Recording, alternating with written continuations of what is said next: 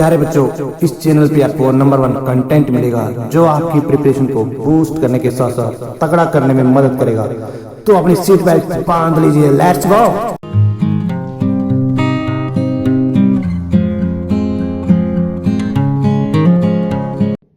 Hey everyone, this side Ashok Mehra. Guys, hope so you are fit and fine. तो प्यारे बच्चों, जैसा आप सब जानते हैं, हमने अपना एनसीईआरटी का एक सीरीज स्टार्ट किया हुआ है। उस सीरीज में हम इलेक्ट्रोस्टैटिक्स स्टार्ट किया हुआ है। इलेक्ट्रोस्टैटिक्स के अंदर 2 चैप्टर आते हैं, इलेक्ट्रिक चार्ज एंड फील्ड और दूसरा आता है इलेक्ट्रिक पोटेंशियल, है ना। तो इलेक्ट्रिक चार्ज एंड फील्ड के हम पहले 2 एग्जाम्पल पढ़ चुके हैं, एग्जाम्पल 1.1 और एग्जाम्पल 1.2। हमने उनको बहुत डिटेल में देखा है। आज जो हम पढ़ने जा रहे हैं इस चैप्टर में इलेक्ट्रिक चार्ज एंड फील्ड में, उसका एग्जाम्पल 1.3 पढ़ने जा रहे हैं और उसे ये एनालाइज करना चाह रहे हैं कि एनसीईआरटी इस एग्जाम्पल को रखकर हमको क्या कन्वे करना चाहता है, राइट ना। तो ये बहुत जरूरी इंफॉर्मेशन है कि वो क्या कन्वे करना चाहते हैं, इसके बारे में हमें पता होना चाहिए, है ना। पढ़ाई का मजा तभी है।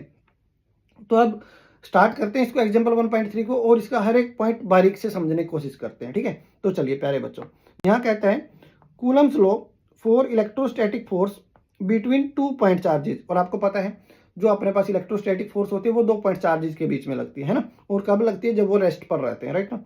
And Newton law for gravitational force. और जो न्यूटन लॉ आपने ग्रेविटेशन पढ़ा है चैप्टर, है ना, उसमें न्यूटन लॉ ऑफ ग्रेविटेशन आपने पढ़ा है। Force between 2 stationary point mass, 2 point mass हैं, right. Both have inverse square dependence. ये बहुत इंपॉर्टेंट वर्ड है, both have inverse square dependence. इसको मैं हाईलाइट भी कर देता हूँ, राइट ना।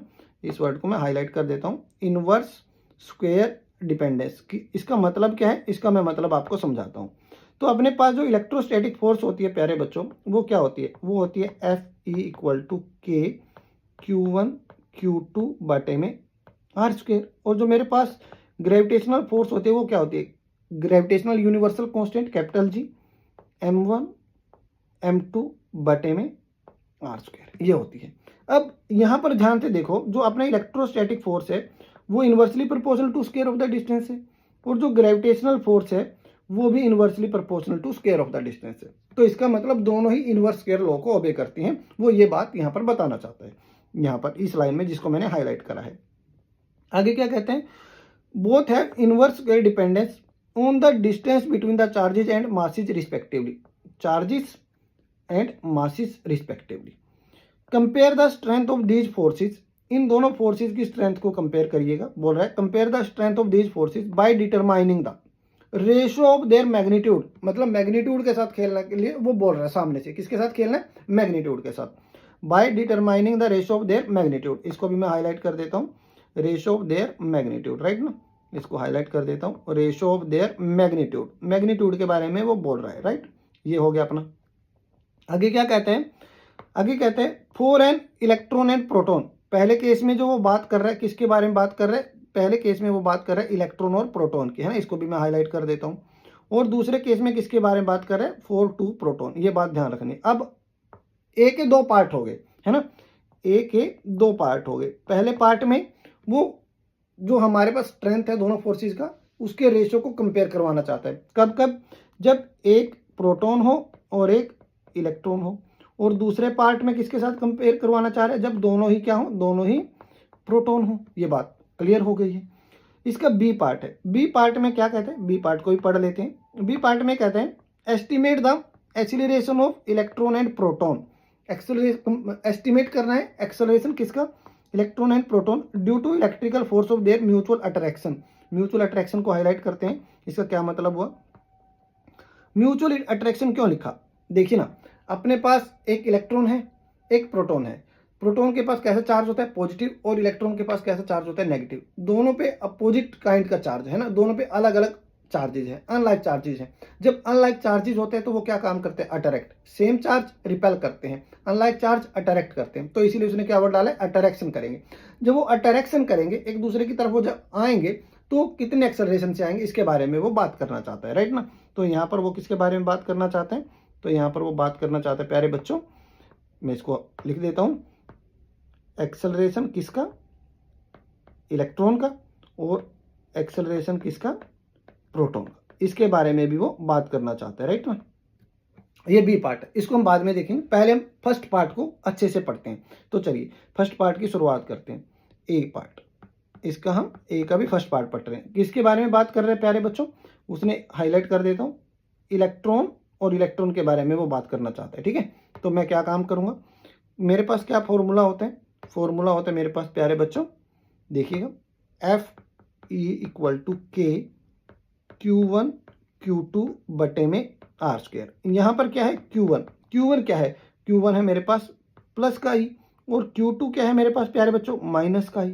तो सर प्लस माइनस क्यों लिख रहे हैं, क्या हम प्लस माइनस के साथ वैल्यू पुट करेंगे इस फॉर्मूले में, नहीं प्यारे बच्चों।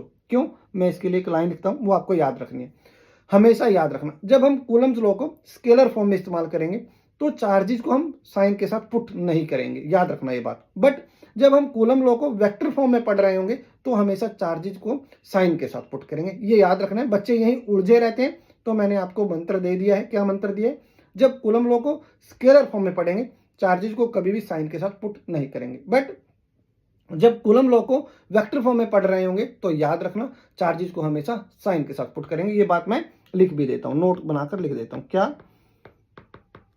कूलम्स, इसको थोड़ा अच्छे से लिखते हैं ना, कूलम्स लॉ को जब स्केलर फॉर्म में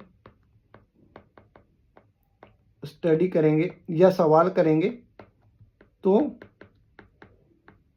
चार्जेज को साइन के साथ पुट नहीं करेंगे, मतलब चार्जेज को साइन के साथ नहीं लेंगे, है ना, चार्जेज को साइन के साथ यूज नहीं करेंगे, पुट नहीं, यूज नहीं करेंगे, चार्जेज को साइन के साथ यूज नहीं करेंगे, उनका सिर्फ मैग्नीट्यूड लेंगे। दूसरा पॉइंट क्या हुआ, कूलम्स लॉ को जब वेक्टर फॉर्म में पढ़ लेंगे, वेक्टर फॉर्म में, यहां वेक्टर फॉर्म में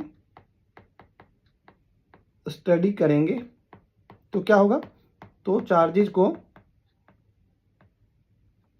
को साइन के साथ रखेंगे, तो चार्जेज को साइन के साथ रखेंगे, ये बात याद रखनी है, राइट ना।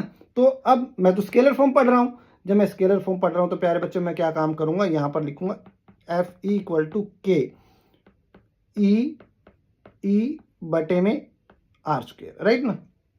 अब ये हमको क्या मिल गया प्यारे बच्चों, ये मिल गया के ई स्क्वायर बटे में आर स्क्वायर, ये हो गई वैल्यू 1, इक्वेशन 1 मान लिए। अब उसने कुछ एक इन्फॉर्मेशन भी हमको सामने से दी है, क्या क्या इन्फॉर्मेशन दी है वो मैं आपको बता देता हूँ। वो बोल रहा है सामने से कि 1 एंगस्ट्रॉम जो है वो 10 की पावर -10 मीटर के बराबर है, वो यहाँ लिख रहा है ये वर्ड, है ना। और दूसरा मास ऑफ प्रोटॉन वो दे रहा है, कितना मास ऑफ प्रोटॉन वो दे रहा है 1.67 इंटू 10⁻⁻27 किलोग्राम, ठीक है भाई। और मास ऑफ इलेक्ट्रॉन भी वो दे रहा है हमको, वो कितना दे रहा है, वो 9.11 इंटू 10⁻31 किलोग्राम। अब आप एक बात समझ रहे हैं, के का वैल्यू की भी जरूरत पड़ेगी यहाँ पर, और वैल्यू की किसकी जरूरत पड़ेगी, ग्रेविटेशनल यूनिवर्सल कांस्टेंट की भी पड़ेगी। और दूसरा जो यहाँ पर Q1 और Q2 है, इलेक्ट्रॉन और प्रोटॉन, है ना, जैसे यहाँ पर मैंने लिखा हुआ है, ये क्या है, चार्जेस का भी हमें पता होना चाहिए, है ना, इलेक्ट्रॉन के पास कितना चार्ज होता है उसके बारे में हमें पता होना चाहिए, है ना। तो यहाँ पर हम क्या लिखेंगे, जो के का वैल्यू होता है वो होता है 9 इंटू 10⁻⁹, है ना, कूलम्स कांस्टेंट का। और ग्रेविटेशनल यूनिवर्सल का वैल्यू होता है 6.67 इंटू 10⁻⁻11। और जो चार्ज ऑन इलेक्ट्रॉन होता है वो कितना होता है 1.6 इंटू 10⁻⁻19। ये वैल्यू याद रखनी है। क्लियर है प्यारे बच्चों, इसको मैं लिख देता हूँ कूलम। क्लियर है, यहाँ पर ये डाटा हमारे पास है, ये इंफॉर्मेशन अपने पास है। अब यहाँ पर हमने क्या काम करा, क्या सर अब मैं वैल्यू इस फॉर्मूले में अभी रख दूं, ये सारा डेटा क्या अभी रख दूं, मैं क्या कहूँगा, मत रखो। क्यों, क्योंकि जब वो सामने से बोल रहे रेशो निकालना है तो हम देख लेंगे ना, यहाँ पर भी आर स्क्वायर आ रहा है, और जब मैं ग्रेविटेशनल फोर्स में लिखूंगा तो यहाँ पर भी आर स्क्वायर आ रहा है। जब रेशो करूंगा तो एक दूसरे के बटे में रखूंगा तो आर तो क्या हो जाएगा, कैंसिल हो जाएगा। तो मैं अपना टाइम क्यों वेस्ट करूंगा, जब मैं इसको फर्दर सोल्व करूंगा, सोल्व करने के बाद जो मेरे पास टर्म होंगी कैंसिल होने के बाद उसकी वैल्यू रख देंगे सीधा सीधा। सही बोला ना, बिल्कुल। तो ऐसे ही मैं क्या निकालूंगा, ऐसे मैं निकालूंगा ग्रेविटेशनल फोर्स। वो क्या होती है प्यारे बच्चों, वो होती है मेरे पास, मैं उसका फॉर्मूला लिख देता हूँ यहाँ पर, एफ जी m1 m2 बटे में हो गया क्या मेरे पास आर स्क्वायर, राइट ना। तो यहाँ पर m1 क्या होगा आप बताओ, m1 क्या है, मास ऑफ इलेक्ट्रॉन, और m2 क्या है, मास ऑफ प्रोटॉन, है ना। ये उसने हमको बोला है करने के लिए कि भाई आपको ऐसा करना पड़ेगा, तो हम ऐसा करेंगे भाई, है ना। तो यहाँ पर मैं लिख देता हूँ साफ से, m1 क्या हुआ, मास ऑफ प्रोटॉन, और m2 क्या हुआ, मास ऑफ इलेक्ट्रॉन, बस। तो यहाँ से एफ जी क्या रखेंगे हम यहाँ पर, G mass of proton mass of electron divided by are square. ये अपने पास क्या हो गई, ये होगी अपने पास सेकंड इक्वेशन। अब क्या काम करेंगे, डिवाइड कर देंगे दोनों को, राइट ना। रेशो चाहिए ना, रेशो निकालने के लिए क्या काम करना पड़ेगा, डिवाइड करना पड़ेगा। तो चलिए अगले पेज पर चलते हैं। अब क्या काम करेंगे, F E divided by F G, मैं मैग्नीट्यूड के साथ खेल रहा हूँ, के ई स्क्वायर बटे में आर स्क्वायर। तो जब ये फोर्थ टर्म बनकर आर स्क्वायर कहाँ चला जाएगा, न्यूमरेटर में चला जाएगा यहाँ पर, है ना। और ये क्या आ जाएगा, G mass of proton mass of electron. क्या हुआ यहाँ पर, आर स्क्वायर से आर स्क्वायर कैंसिल हो गया, तो मेरे पास जो क्या बच गया यहाँ पर वो लिख देता हूँ मैं। यहाँ पर मेरे पास बच गया के ई स्क्वायर बटे में gravitational universal constant mass of proton और मास ऑफ इलेक्ट्रॉन। तो के का वैल्यू रखते हैं, कितना होता है 9 इंटू 10⁻⁹, है ना, इंटू चार्ज ऑन इलेक्ट्रॉन आपको बताया है कितना होता है 1.6 इंटू 10⁻⁻19 का square divided by gravitational universal constant का वैल्यू होता है 6.67 into 10⁻11 into mass of proton आपको पता होना चाहिए कितना होता है 1.67 इंटू 10⁻31 1.67 इंटू 10⁻27, सॉरी माफ करना 1.67 इंटू 10⁻27 इंटू, अब हमें क्या करना है, मास ऑफ इलेक्ट्रॉन वो कितना होता है 9.1 इंटू 10⁻31, ठीक है। ये वैल्यू हमने रख दी। किस किस का वैल्यू रखा भाई, हमने वैल्यू रखा मास ऑफ प्रोटॉन का।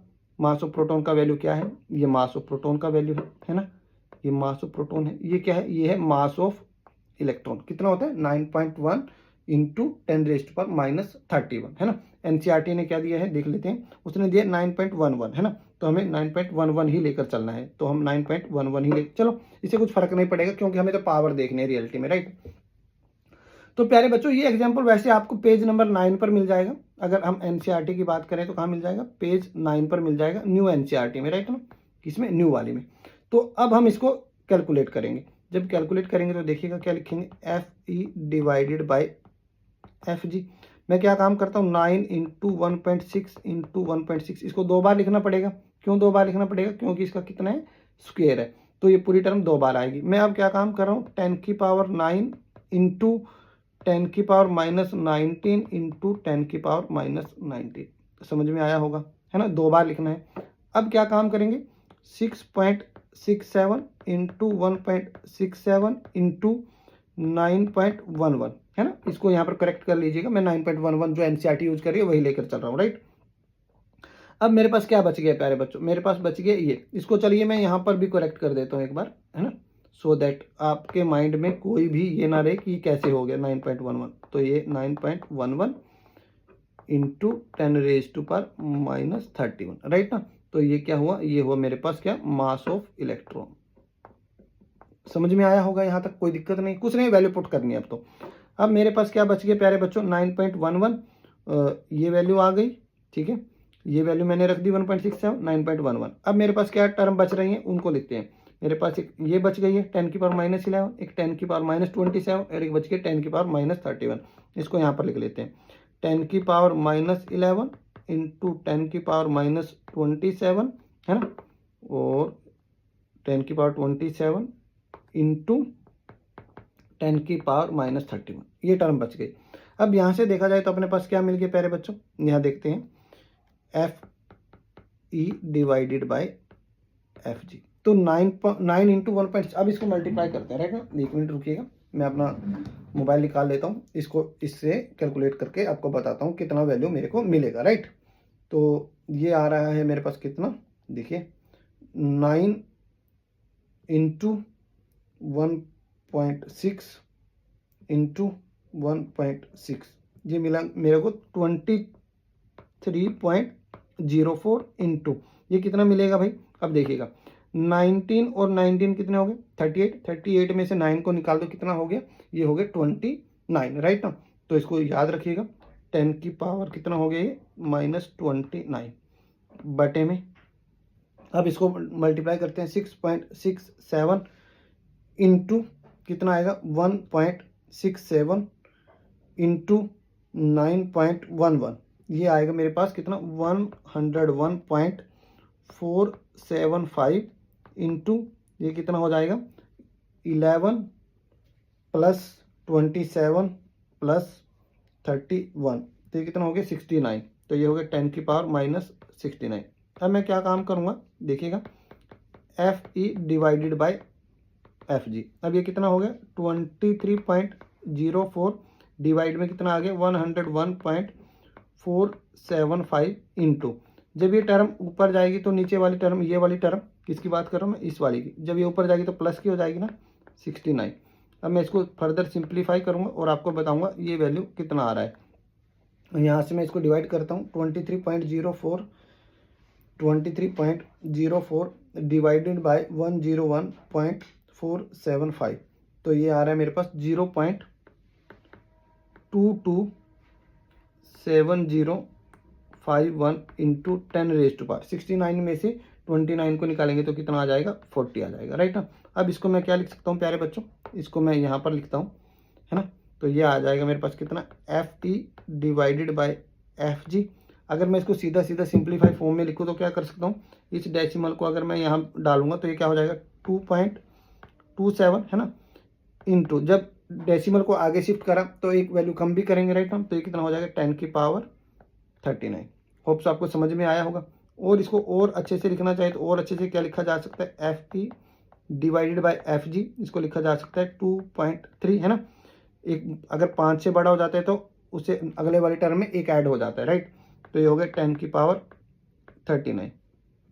एनसीईआरटी में क्या आ रहा है, लगभग आ रहा है 2.4 इंटू 10⁻39। तो अब प्यारे बच्चों हमारा मेन फोकस कहाँ होना चाहिए उसको देखिएगा, ये कितना बड़ा नंबर है समझ लीजिएगा, ये बहुत बड़ा नंबर है, राइट ना, जिसको मैंने अभी सर्कल में करा है। तो इसका मतलब क्या हुआ, इसका मतलब हुआ जो मेरे पास इलेक्ट्रोस्टैटिक फोर्स है वो कितने टाइम्स है, वो इतने टाइम्स है। मैं लिखता हूँ 2.4 इंटू 10⁻39 इंटू क्या आ जाएगा, इसके साथ एफ जी आ जाएगा। मतलब कि जो मेरे पास इलेक्ट्रोस्टैटिक फोर्स आई है वो क्या आई है, ग्रेविटेशनल फोर्स को मल्टीप्लाई करो किससे 2.4 इंटू 10⁻39 से। तो इसका मतलब क्या हुआ, इलेक्ट्रोस्टैटिक फोर्स बहुत ज़्यादा स्ट्रोंगर है किसके कंपैरिजन में, ग्रेविटेशनल फोर्स के। तो हमें क्या याद रखना है, तो हमें याद रखना है क्या, वो देखिएगा एफ ई बहुत ज़्यादा बड़ी है किससे, एफ जी से। तो ये बात हमें भूलनी नहीं है, इसको हमें याद रखना है अच्छे से, है ना। तो मैं इसको एक बॉक्स में बंद कर देता हूँ। तो अब बात आती है ये कब आई, है ना, इसका हमें कब मिला रिजल्टेंट। तो जब हम क्या काम कर रहे थे, नोट करके लिख लेना, जब हम एक प्रोटॉन के साथ और एक इलेक्ट्रॉन के साथ खेल खेल रहे थे तो मेरे पास जो इलेक्ट्रोस्टैटिक फोर्स आई वो बहुत बड़ी आई किसके कंपैरिजन में, ग्रेविटेशनल फोर्स के। और कितने टाइम्स, 10⁻39 टाइम्स, ये याद रखना है ना। तो ये एग्जाम में डायरेक्टली पूछा जा सकता है कि इलेक्ट्रोस्टैटिक फोर्स ग्रेविटेशन फोर्स से कितने स्ट्रोंगर होती है जब हम किस किस का केस ले रहे हैं, एक इलेक्ट्रॉन ले रहे हैं और एक प्रोटॉन ले रहे हैं, तो वो 10⁻39 टाइम स्ट्रोंगर होती है, राइट ना। तो याद रखना प्यारे बच्चों, ये हमने कौन सा सवाल सोल्व कर लिया, ये हमने अपना ये वाला सवाल कंप्लीट कर दिया, ये वाला ए का फर्स्ट पार्ट, राइट ना। अब हम क्या काम करते हैं, ए के सेकंड पार्ट पर चलते हैं। इसमें वो क्या काम कर रहे हैं, हमें खेलना किसके साथ, प्रोटॉन के साथ, राइट ना। तो सेम कहानी रहेगी, इसमें भी कोई बदलाव नहीं रहने वाला है। तो देखिए स्टार्ट करते हैं। अब ए का हम सेकंड पार्ट करेंगे। हमारे पास जो कूलम्स लॉ होता है वो क्या होता है, के Q1 Q2 बटे में R²। तो यहाँ पर Q1 क्या हो जाएगा, वो हो जाएगा प्रोटॉन, और Q2 भी क्या हो जाएगा प्यारे बच्चों, वो भी हो जाएगा प्रोटॉन, राइट ना।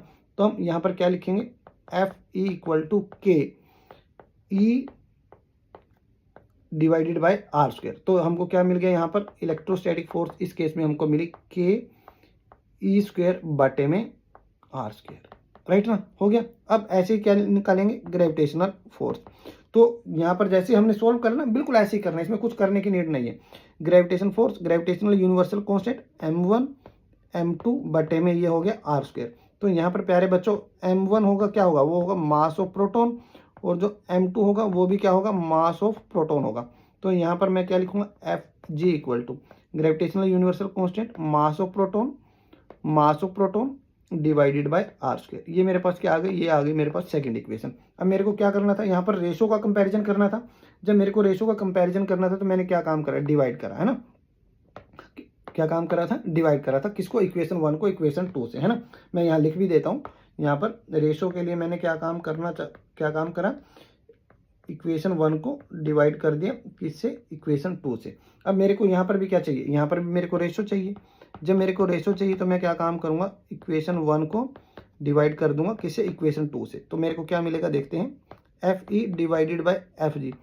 सर क्या हम यहीं पर वैल्यू रख दें, क्या रख दोगे तो कोई फर्क नहीं है, बट आपका टाइम ज़्यादा लगेगा उसको सॉल्व करने में। क्यों, क्योंकि यहाँ पर भी वैल्यू पुट करोगे, फिर ग्रेविटेशन यहाँ भी वैल्यू पुट करोगे, ग्रेविटेशन फोर्स में ऐसे इलेक्ट्रोस्टैटिक फोर्स वाले फॉर्मूला में वैल्यू पुट करोगे, उसको सॉल्व करोगे, है ना, फिर रेशो में लेकर आओगे। क्यों करें हम ऐसा, तो रेशो करेंगे तो ये तो हमारा कैंसिल ही हो जाएगा सीधा सीधा, तो हमारी कैलकुलेशन छोटी हो जाएगी। तो मेरा काम आपको पढ़ाने के साथ साथ ये भी बताना है कि कैलकुलेशन को आसान कैसे करा जाए, राइट ना।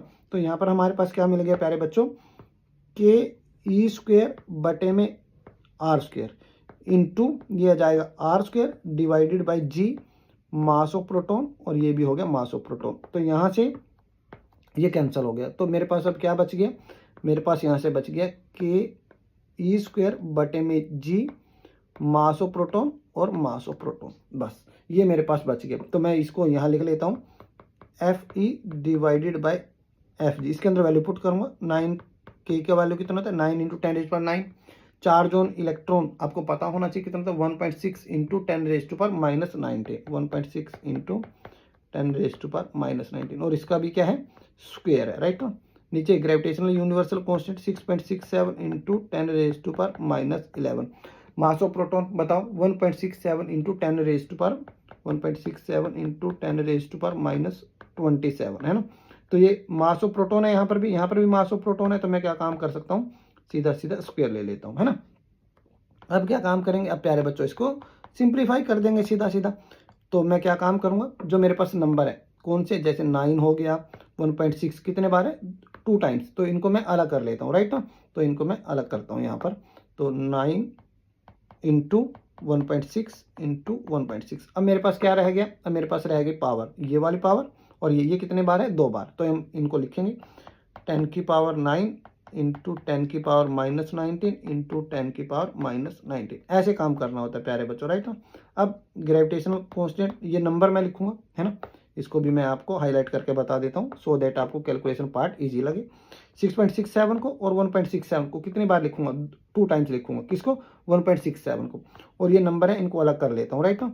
तो ये क्या हो जाएगा, 6.67 × 1.67 × 1.67, ये हमने लिख लिया। अब क्या बच गया मेरे पास, अब मेरे पास बच गया इंटू पावर एक ये बच गई, और ट्वाइस ये लिखना पड़ेगा क्योंकि इसका क्या है, स्क्वायर है। तो ये क्या हो जाएगा, 10⁻−11 × 10⁻27 है ना, इंटू 10⁻27। ये हो गया हमारे पास खेल। अब क्या काम करना है, अब प्लस माइनस करना है प्यारे बच्चों, वो आपको आना चाहिए, है ना। F E divided by F G. अब मैं लूँगा अपने मोबाइल का सहारा, ठीक है। तो करने को इसको सीधा सीधा करा जा सकता है, बट ये टाइम कंज्यूमिंग प्रोसेस रहेगा, तो मैं नहीं चाहता हूँ वीडियो की लेंथ फालतू में ही बढ़ जाए, है ना। तो काम की बातों में लेंथ बढ़नी चाहिए, है ना। ये तो पहले भी हमने सॉल्व करा था, कितना आया था, 23.04 × 10⁻, कितना आया था, 29, है ना। और ये किस में आया था, देख लेते हैं, 10⁻−29 आया था। कहाँ से पता लगा मेरे को, ये देखिए, ये सॉल्व कर रखा है ऑलरेडी, है ना। ये टर्म मैंने क्या काम कर रखा है, इसको सॉल्व कर रखा है। तो इसका वैल्यू कितना आया था, 23.04 × 10⁻29, ये हो गया, है ना, माइनस में, राइट।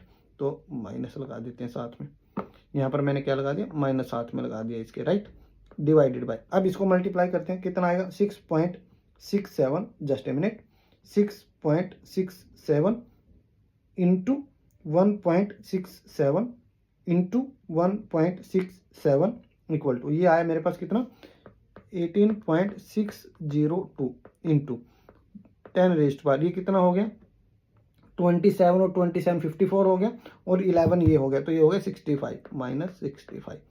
अब क्या काम करूँगा, डिवाइड करूँगा किसको, 23.04 को डिवाइड करूँगा किससे, 18.602 से, तो ये कितना आ गया, ये आ गया 1.23। कितना आ गया प्यारे बच्चों, 1.23 इंटू 10⁻⁻29 प्लस 65, राइट ना। अब हम अगले पेज पर चलते हैं, तो ये कितना मिल गया, F E divided by F G, कितना आ रहा था वो आ रहा था 1.23 इंटू 10⁻, इसमें से इसको माइनस करेंगे, 65 में से 29 को माइनस करेंगे तो ये आएगा 36, है ना। एक बार चेक कर लेते हैं, 65 माइनस 29, राइट 36 आएगा, राइट। तो ये कितना आएगा 36। तो यहाँ से हमको क्या मिल गया प्यारे बच्चों, F E divided by F G, यहाँ से जो वैल्यू मिल गई इसको मैं क्या लिख सकता हूँ, मोटा मोटा 1.3, है ना, इंटू 10⁻, इसको मैं थोड़ा सा अच्छे से लिख देता हूँ, right. F E divided by F G, यहाँ से ये पूरा वैल्यू सिंप्लीफाई करने के बाद 1. इसको आगे भी है ये वैल्यू, है ना, तो मैंने सीधा सीधा छोटे फॉर्म में लिख दिए। और कितना आया था, मैं पूरा ही वैल्यू डाल देता हूँ, कितना आया था ये सोल्व करने के बाद, सो दैट मैं इसको 23.04 डिवाइडेड बाय 18.602, ये आया था 1. इसको मैं पूरा नंबर में लिख देता हूँ, राइट ना, सो दैट हमारा आंसर एनसीईआरटी से एकदम एग्जैक्टली मैच करे, राइट। तो हम क्या लिखेंगे, 1.2385 इंटू 10⁻, कितना आएगा 36, राइट। तो ये आया था। अब मैं इसको क्या लिख सकता हूँ, यहाँ पर भी वही सेम वैल्यू डाल दूंगा, 1. कितना है 1.2385 इंटू 10⁻36।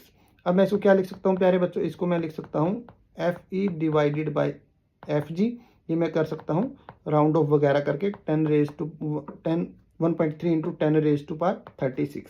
तो यहाँ से हमको क्या मिल गया, यहाँ से मिला जो हमारे पास इलेक्ट्रोस्टैटिक फोर्स आई वो कितनी आई, 1.3 into 10⁻36 into F G gravitational force.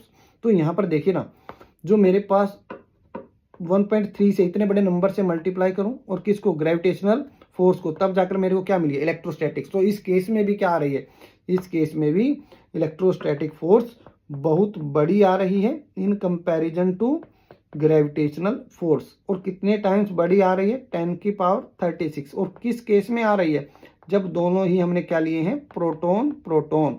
तो याद रखना प्यारे बच्चों, मैं लिख देता हूं क्या, जब फर्स्ट पार्ट सॉल्व करा ए का, उसके साथ हम किसके साथ खेल रहे थे, प्रोटॉन था और एक इलेक्ट्रॉन था। तो इस केस में मेरे पास जो इलेक्ट्रोस्टैटिक फोर्स आई वो ग्रेटर देन आई किससे, ग्रेविटेशनल फोर्स। और कितने टाइम्स ग्रेटर देन आई, 10⁻39। जब हम ए का सेकंड पार्ट कर रहे हैं, है ना, जब ए का सेकंड पार्ट करा तो वो किस किस के बीच में खेला, वो हमने खेला इलेक्ट्रॉन प्रोटॉन प्रोटॉन के बीच में। यहाँ पर भी क्या हुआ, यहाँ पर भी मेरे पास इलेक्ट्रोस्टैटिक फोर्स ग्रेटर देन आई किससे, ग्रेविटेशनल फोर्स से। और कितने टाइम्स आई, 10⁻36। तो ये प्यारे बच्चों मैंने आपके नोट्स लिखवा दिए, इसको बहुत अच्छे से संभाल कर रखिएगा, इनको याद कर लीजिएगा। किसको याद कर लेते हैं, इसको मैं आपको बना देता हूँ, ये आपको याद करना है, राइट ना, ये आप अच्छे से याद कर लीजिएगा प्यारे बच्चों, है ना। तो मैंने आपको बता दिया है। अब बी पार्ट को हम सोल्व करने जा रहे हैं। बी पार्ट क्या कहता है, बी पार्ट को एनालाइज करेंगे, है ना। तो यहाँ पर मैं इसको हटा देता हूँ। बी पार्ट क्या कहते हैं, एक बार उसकी स्टेटमेंट को दोबारा से जानना पड़ेगा, है ना, काफ़ी टाइम हो गया कैलकुलेशन कर रहे थे तब तक। यहाँ पर क्या लिखा था, estimate the acceleration of electron and proton. Acceleration का एस्टिमेशन करना है किसके, इलेक्ट्रॉन और प्रोटॉन के, due to electrical force of their attraction. Attraction तो होगी, वो मैंने आपको रीजन बताया भी था, है ना, फिर भी मैं यहाँ पर भी बता देता हूँ। देखिएगा यहाँ पर मैंने क्या काम करा, मेरे पास ये मैंने एक डायग्राम बनाया, राइट। यहाँ पर मैंने क्या लिया, एक मैंने लिया इलेक्ट्रॉन और एक मैंने लिया प्रोटॉन, राइट ना। तो यहाँ पर मैं क्या काम कर देता हूँ, मैंने प्रोटॉन लिख लिया, तो यहाँ पर मैं क्या लिख दूंगा, इलेक्ट्रॉन, अरे माफ करना, तो यहाँ पर मैं क्या लिखूंगा, इलेक्ट्रॉन, राइट। तो अब दोनों कैसे चार्ज है, एक प्लस का चार्ज है, एक माइनस का चार्ज है, अपोजिट चार्ज है। तो ये क्या काम करेंगे, अनलाइक चार्जेस हैं, तो ये क्या काम करेंगे, अट्रैक्शन करेंगे। ये इसको अपनी तरफ खींच लेगा और ये इसको अपनी तरफ खींचना चाहेगा। और इनके बीच का जो डिस्टेंस दिया है वो कितना दिया है, 1 एंगस्ट्रॉम दिया है ना। और वो कितने के बराबर होता है, वो होता है 10⁻⁻10 मीटर के बराबर। तो प्यारे बच्चों हमें क्या काम करना है, हमें एक्सेलरेशन के बारे में बताना है।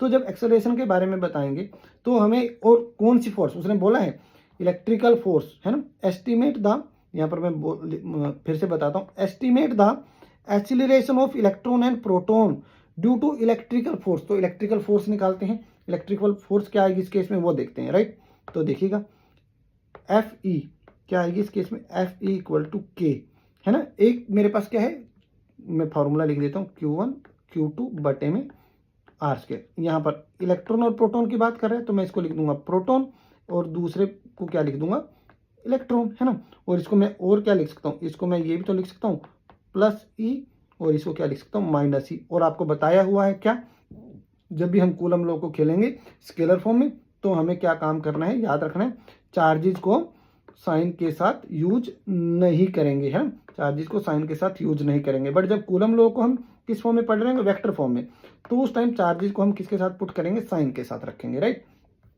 तो अब हम क्या काम करते हैं प्यारे बच्चों, इसको सॉल्व कर लेते हैं, राइट। तो ये मेरे पास कितना आ गया, ये आ गया एफ ई इक्वल टू के ई बटे में आर स्क्वायर, है ना। एक ही किसका होगा, यहाँ पर चार्ज इलेक्ट्रॉन पे प्रोटॉन पर सेम रहते हैं, उसमें हमें कोई घबराने की बात नहीं है। तो यहाँ पर हम क्या लिखेंगे, एफ ई के का value 9 into 10⁻⁹ into charge on electron कितना होता है 1.6 इंटू 10⁻⁻⁹। चार्ज ऑन प्रोटॉन भी कितना होता है, वो भी इतना ही होता है ना, सेम होता है, डिवाइडेड बाय डिस्टेंस कितना है भाई, अभी आप लोगों ने पढ़ा है 1 एंगस्ट्रॉम, उसको मीटर में कन्वर्ट कर लिया तो ये कितना हो गया 10 की पावर 10 का स्क्वायर हो गया, राइट ना, माइनस में। अब हम इसको सॉल्व करते हैं, जब हम इसको सॉल्व करेंगे तो कितना आएगा, ये आएगा, पहले मैं नंबर को लिख लेता हूँ, है ना। कौन से नंबर को लिखूंगा, पहले 9 को लिखूंगा, 1.6 को लिखूंगा, 1.6 को लिखूंगा, है ना। फिर क्या लिखूंगा, फिर 10 की पावर 9, 10 की पावर -19 और फिर 10 की पावर -19, है ना।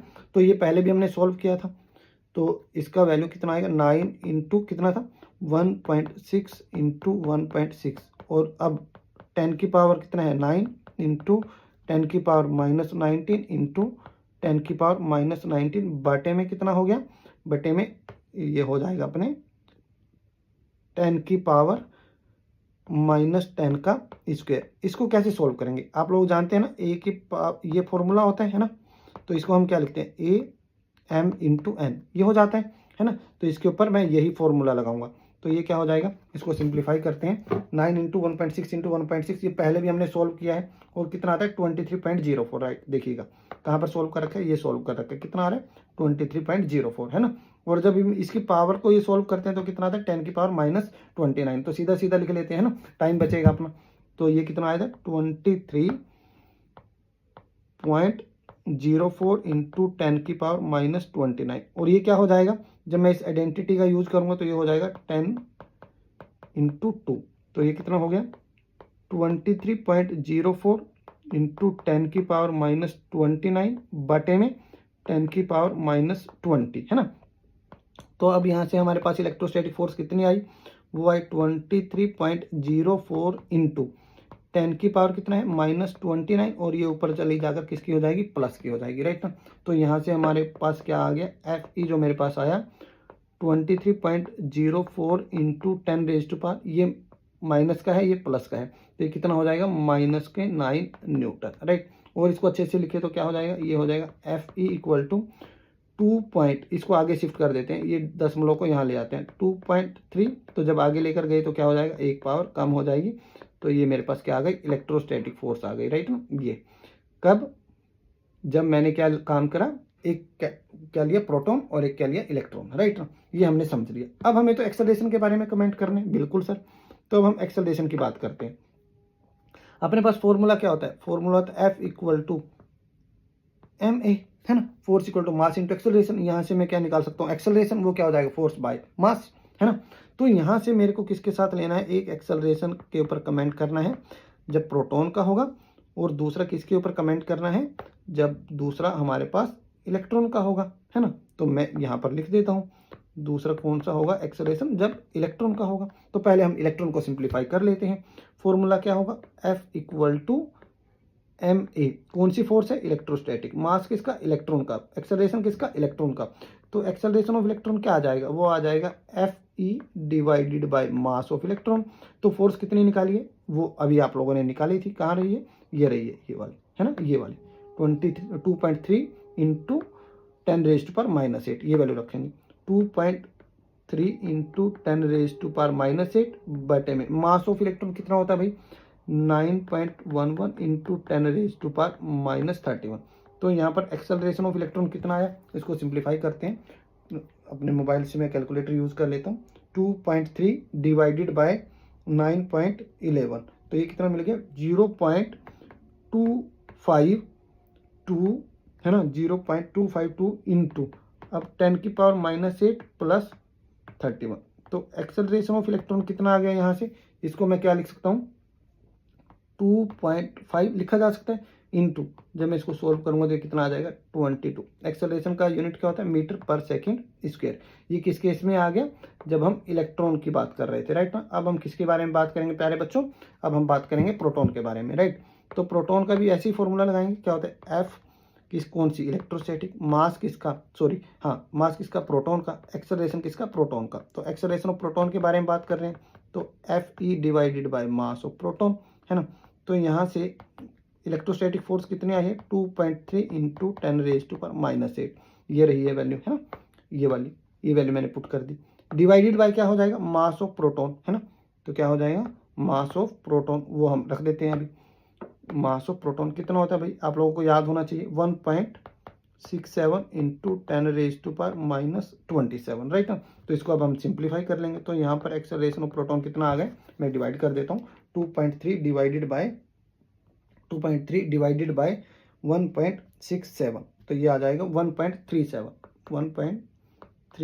Into 10⁻⁻8 plus 27। तो यहाँ पर हमको मिल जाएगा एक्सेलरेशन ऑफ प्रोटॉन, ये कितना आ रहा है, सिंप्लीफाई करने के बाद 1.37, 27 में से 8 को माइनस कर दो तो ये कितना हो जाएगा, 19, कितना हो जाएगा, 19, और इसका यूनिट क्या हो जाएगा, मीटर पर सेकंड स्क्वायर। तो प्यारे बच्चों, इस तरीके से हमने इस सवाल को करा है। इस सवाल से हमें सीखने को क्या मिला, सबसे जरूरी बात ये है ना, इस सवाल से हमें सीखने को ये मिला कि हम ये पता लगा पाए इलेक्ट्रोस्टैटिक फोर्स बहुत बड़ी होती है ग्रेविटेशनल फोर्स। ये तो हमने +1 में ही पढ़ लिया था कि इलेक्ट्रोस्टैटिक फोर्स स्ट्रॉन्गर होते हैं किसे, ग्रेविटेशनल फोर्स से। बट इस सवाल से हमें क्या सीखा, इस सवाल से हमें सीखा कि कितने टाइम स्ट्रॉन्गर होती है। जब हम इलेक्ट्रॉन और प्रोटॉन ले रहे थे तो 10⁻39 टाइम स्ट्रॉन्गर आ रही थी इलेक्ट्रोस्टैटिक फोर्स, किसके कंपैरिजन में, ग्रेविटेशनल के। बट जब हम प्रोटॉन ले रहे थे तो उस टाइम वो 10⁻36 टाइम स्ट्रॉन्गर आ रही थी, है ना। कौन स्ट्रॉन्गर आ रही थी, इलेक्ट्रोस्टैटिक फोर्स, किसके कंपैरिजन में, ग्रेविटेशनल फोर्स के, है ना। तो प्यारे बच्चों, आपको इसको याद रखना है, मैं इसको लिख भी देता हूँ, वेरी वेरी इंपॉर्टेंट, है ना। तो मिलते हैं अगले सेशन में, तब तक अच्छे से रहिएगा, अच्छे से रिवाइज करिएगा, पढ़िएगा, प्यार मोहब्बत से रहिएगा। Thank you so much, God bless you all.